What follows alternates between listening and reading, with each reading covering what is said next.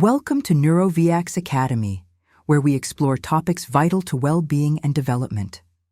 Today, let's talk about those automatic responses babies are born with, known as primitive reflexes. Think of them as the early blueprint for movement. They're crucial in the first few months of life, forming the foundation for future skills.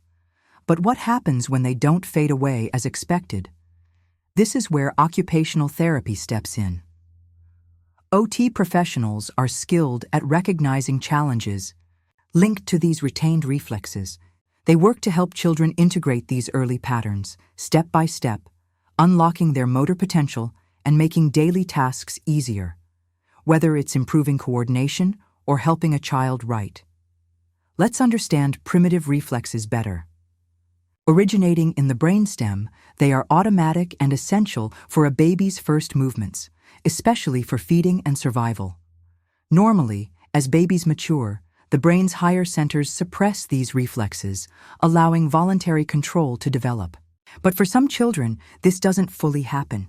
Some key reflexes include the Moro reflex, startle, grasp reflex, rooting reflex, and the asymmetrical, ATNR, and symmetrical, STNR, tonic neck reflexes. The Spinal Galant reflex is another one that's helpful early on. These reflexes are essential, but only for a limited time.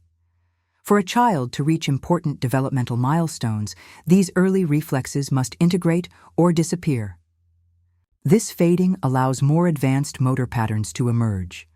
If integration doesn't happen, a child might remain stuck in early movement loops, making everyday tasks harder. Integrated reflexes pave the way for better posture and balance, coordinated movement on both sides of the body, precise hand skills like writing or using cutlery, mastering larger movements like jumping, and even improved sensory filtering. Retained reflexes can become a hidden barrier. If reflexes like ATNR or Moro stay active beyond infancy, they can interfere with learning and physical development.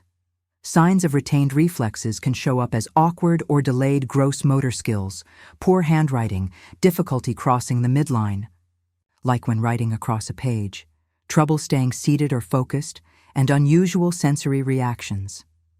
Not all children with retained reflexes get a formal diagnosis, but when these patterns make it hard for them to participate in school, play, or daily routines, that's a sign it's time to consider occupational therapy.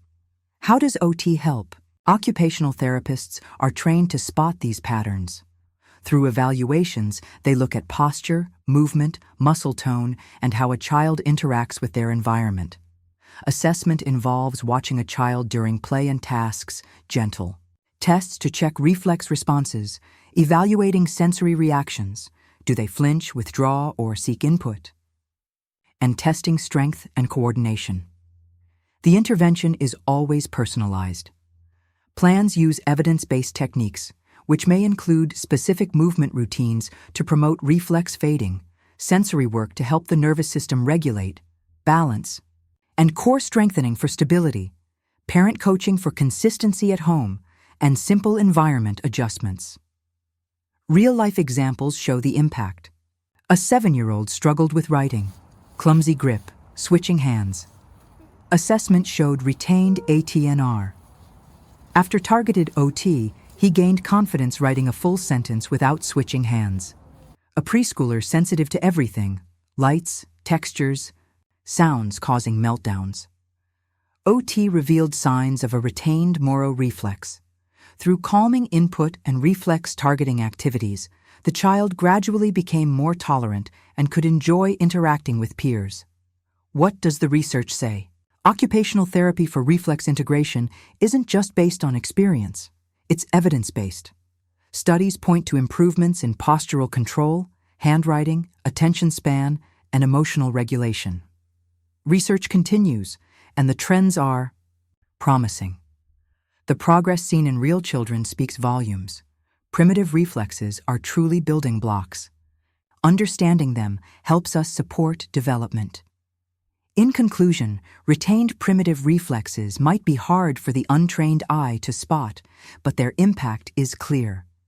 From fidgeting to struggles in class, the signs are often there. Occupational therapy offers a path forward. By helping reflexes integrate, OT doesn't just improve motor skills. It boosts confidence, encourages independence, and fosters joy in learning and play. With the right support, children don't just catch up, they thrive. This has been an insight into occupational therapy and primitive reflex integration from Neuroviax Academy. Thank you for listening.